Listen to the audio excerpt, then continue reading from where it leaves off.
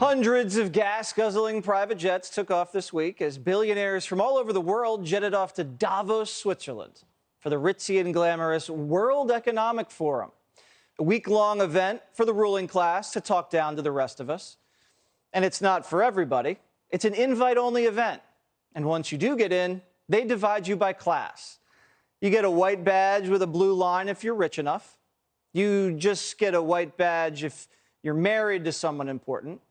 Or if you're just a part of someone's entourage, you get an ugly green badge. You're not good enough. They keep the elites together, and they have their own little police state to make sure these people are focused on ruling the world. If you're not from CNN or the New York Times and you show up uninvited, they'll probably arrest you. And it's all headed up by a guy named Klaus Schwab, who's pretty much running a one-world government here. He kicked off the week by saying the future is theirs, not yours.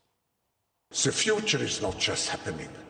The future is built by us, by a powerful community as you here in this room. We have the means to improve the state of the world. And the way they start is by tracking you. If you go deep in the weeds in what these people are saying at this place, they're openly scheming up some of the craziest plans you'll ever hear of, like tracking your carbon footprint. We're developing, through technology, an ability for consumers to measure their own carbon footprint. What does that mean? That's where are they traveling? How are they traveling? What are they eating? What are they consuming on the platform? So, individual carbon footprint tracker. Stay tuned. You heard it. The one world government wants to keep tabs on what you eat and where you go. All because John Kerry's a little mad that your cheeseburger is wiping out part of the population. People forget, greenhouse gases are pollution. And 15 million people a year die because of the quality of the air around the world. We're dealing with a crisis here, folks. It's a crisis made by human beings. Maybe they should take their own advice before jetting off across the world on those private jets, emitting all that carbon. But to them, they have more important things to focus on, like preventing the next pandemic, since it worked out so well last time. If it comes 10 years from now, we should have far, far better diagnostic technology. That is, be able to scale up every country within a month to diagnose their entire population. We're a little distracted right now, so getting the debate going is happening slowly. Yeah, a lot of people are distracted by inflation, food shortages, real problems. But the ruling class at Davos says, don't worry, it's all a part of the plan. We need to accept that there will be some pain in the process. The pace that we need will open up for missteps. It will open up for shortages on energy. It will create inflationary pressures, and maybe we need to start talking about that pain is actually worth it. If you have all the money in the world, the last thing you have to worry about is inflation. It's our problem, not theirs. They're busy ruling the world. And shady George Soros says if we don't make their ideas a reality, civilization is done for. Fighting pandemics and climate change, avoiding nuclear war, maintaining global institutions have had to take a backseat to that struggle. That's why I say our civilization may not survive. Believe it when I tell you, these people don't care about any of us. They're just a bunch of globalists hanging out and coming up with too many bad ideas.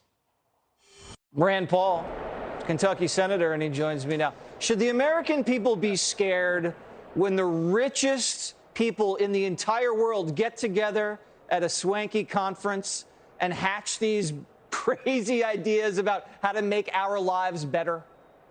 Well, if they really cared, they could have ridden with me. I was on a plane this morning. I was A category on Southwest Airlines, and, hey, that's something. Wasn't a private jet, but they could have saved. When you're on a private jet, they're spending 5 times as much of a carbon footprint. So if they really cared about that, they could ride on commercial airlines, but they aren't. They're elitist. But the other real danger here that's even more danger than all their phony caring about carbon footprint, the real danger is this.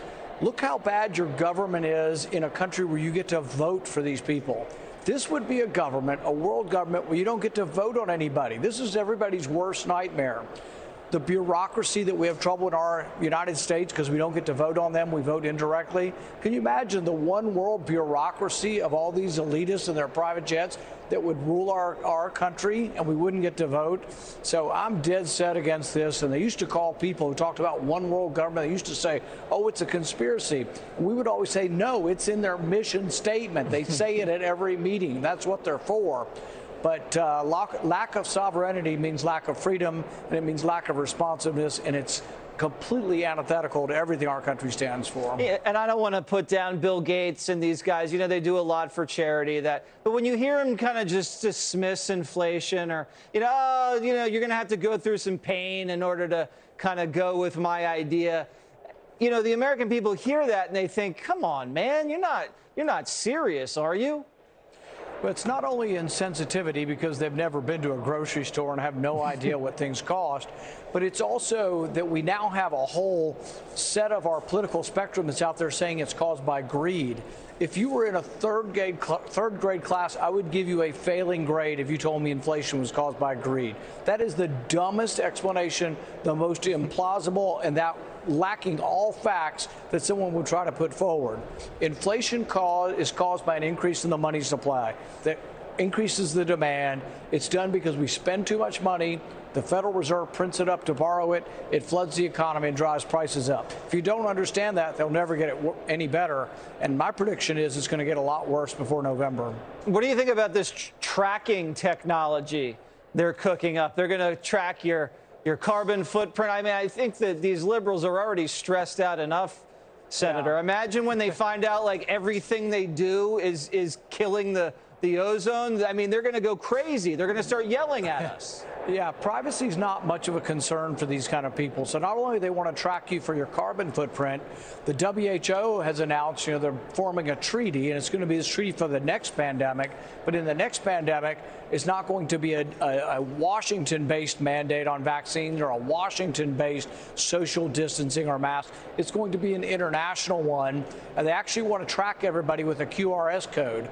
I think that goes beneath the surface right back here, but I'm not sure how they get it in you. But no, I mean, it's no laughing matter. It is very worrisome.